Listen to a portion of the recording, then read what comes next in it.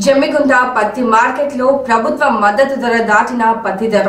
కరీంనగర్ జిల్లా జమ్మిగుంట వ్యవసాయ పత్తి మార్కెట్లో కేంద్ర ప్రభుత్వం ప్రకటించిన పత్తికి క్వింటాల్కు మద్దతు ధర 7,050 రూపాయలు ఉండగా పత్తి వ్యాపారులు గురువారం క్వింటాల్ పత్తికి 7,100 రూపాయల నుంచి 7,550 ధర రైతులకు డబ్బులు చెల్లించారు.